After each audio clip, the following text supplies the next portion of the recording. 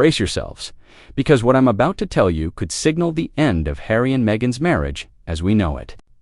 Sources close to the couple are now saying that their dispute over returning to Britain has become so explosive, so deeply emotional, that it threatens to tear them apart, both geographically and emotionally. And this isn't just tabloid gossip. This is coming from people who know exactly what's happening behind closed doors in Montecito. Right, let's start with the bombshell that's got everyone talking. Prince Harry is reportedly begging, absolutely begging, to come home to Britain. He talks about the UK constantly. He knows his father is ill with cancer, and he feels time slipping away. For him, 2026 feels urgent. He's convinced that if he doesn't act now, his chance to reconcile with King Charles and repair the damaged relationship with his family will be gone forever. But here's where it gets messy. Meghan Markle is having none of it. According to insiders, she associates the UK with unhappiness, fear, and anxiety. She's equally determined not to be rushed back into a country she connects with pain, scrutiny, and unfinished business. The idea of returning triggers memories of constant criticism and emotional strain, and she is deeply resistant to being drawn back into that atmosphere. Think about that for a moment. You've got a husband desperate to reunite with his dying father, and a wife who refuses point blank to set foot in the country where it all went wrong. That's not just a disagreement. That's a fundamental incompatibility about where their future lies. And the timing couldn't be worse. Harry recently won a major victory in his battle for UK security.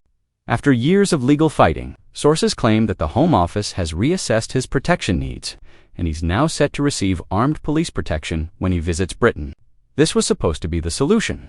Harry always said the main reason he couldn't bring Meghan and the children back was the security issue.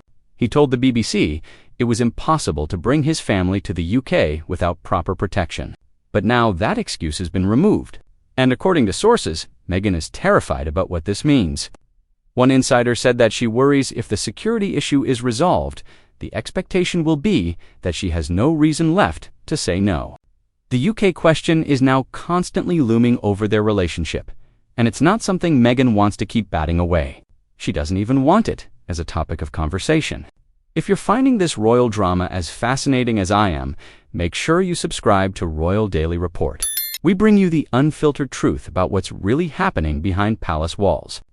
Let's talk about what a UK return would actually look like for Meghan, because this is where her resistance starts to make sense, however controversial that might be.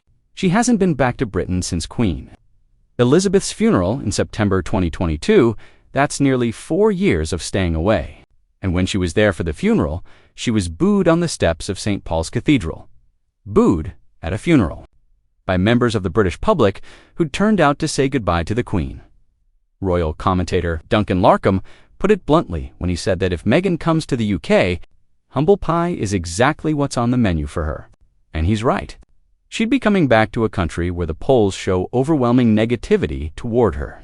She'd be facing a media that's been absolutely savage in its coverage. She'd potentially have to see members of the royal family who she's spent years criticizing in interviews, documentaries, and Harry's memoir. Prince William, by all accounts, remains furious about his brother's behavior toward him, and Kate, the brothers, aren't on speaking terms and haven't been since 2020. They actively avoided each other when Harry was in the UK. William and Kate are making plans to be in Scotland when Harry arrives in London this week for his court case against Associated Newspapers. That's not a coincidence. That's deliberate avoidance. And King Charles? Well, reports suggest Harry hasn't spoken to his father since their brief 50-minute meeting in September. Charles apparently has no desire to be connected with any of Harry's legal proceedings and would prefer to keep his distance. When they do meet, it's formal, carefully managed, and brief. So when Harry talks about bringing Meghan and the children back to the UK, what exactly is he proposing? That they stay in a hotel, since they no longer have Frogmore Cottage. That they arrange awkward meetings with family members who don't want to see them. That they expose 6-year-old Archie and 4-year-old Lilibet to a hostile environment. Because make no mistake, that's what Britain represents for Meghan, a hostile environment. Royal expert Jenny Bond said that if she were Meghan, she'd give the UK a miss entirely. Why court hostility when you're wealthy, you have a husband who adores you, and children you love in sunny California? But here's Harry's perspective, and it's equally valid. He's a man caught between his commitment to his wife and children, and a powerful sense of unfinished business from his earlier life. He wants his children to grow up understanding where he comes from and having a real relationship with their grandfather. He feels strongly that Archie and Lilibet should see the palace walls their ancestors have inhabited. He wants them to know that side of their heritage. And there's the King Charles factor. Charles is 77 years old and battling cancer. Harry knows that time is not on his side. Every month that passes is another month his father ages, another month closer to it being too late for reconciliation. That sense of urgency is real, and it's driving Harry's increasingly desperate attempts to convince Meghan to give Britain another chance. The couple's children have become a major sticking point in this argument. Archie hasn't been to the UK since he was a baby, and Lilibet has barely spent any time there at all. They don't know their grandfather. They don't know their cousins, George, Charlotte, and Louis. They're growing up completely disconnected from half their identity. For more exclusive coverage of the Sussex drama, hit that subscribe button for Royal Daily Report. We've got the inside track on everything the mainstream media won't tell you. But Meghan's instinct is to shield both herself and the children from experiences she worries could reopen painful chapters. She's protective, perhaps overly so. But can you blame her? She went through hell during her time as a working royal. The constant criticism, the racist undertones in some of the coverage, the feeling that she was never going to be good enough, no matter what she did. And now we're hearing rumors about a potential return in July 2026 for the Invictus Games countdown event in Birmingham. This could be the make-or-break moment. If Meghan agrees to go, it'll be her first public appearance on British soil in nearly 4 years. The world's media will be watching. Every expression, every gesture, every interaction will be analyzed to death. Sources are saying that this trip is not by choice. It's not something Meghan is excited about. She's reportedly finding it extremely hard to even consider. But she also knows that if she doesn't go, the optics are terrible. It would look like she's forcing Harry to choose between her and his family. It would raise questions about their relationship and whether they want different things. Royal expert Richard Fitzwilliams called this a huge test for the couple. If Harry is keen to come to a country and bring his children to a country that Meghan doesn't want to appear in, it's only going to exacerbate any difficulties between them. And make no mistake, those difficulties are real. Reports suggest that arguments between Harry and Meghan over the UK return have become increasingly frequent, especially over the Christmas period and into the new year. These aren't casual disagreements. These are deeply emotional, fundamental disputes about their future. One source described them as explosive enough to potentially break them. And not just emotionally, but geographically too. What does that mean? It means we could be looking at a situation where Harry spends more time in the UK whilst Meghan stays in California with the children. Separate lives, different continents, the beginning of the end. Some commentators have even gone so far as to predict a 2026 divorce. Bookies are already taking odds on when the Sussex marriage might end, with this year being the favorite. Now, I'm not saying that's definitely going to happen, but the fact that people are openly speculating about it tells you just how serious this situation has become. Meghan herself recently tried to squash divorce rumors in an interview. She talked about how Harry loves her boldly and fully, and how no one in the world loves her more than him. She said he brings out a childlike wonder and playfulness in her. But actions speak louder than words, and their actions lately have been speaking volumes. They've been doing more and more separate appearances.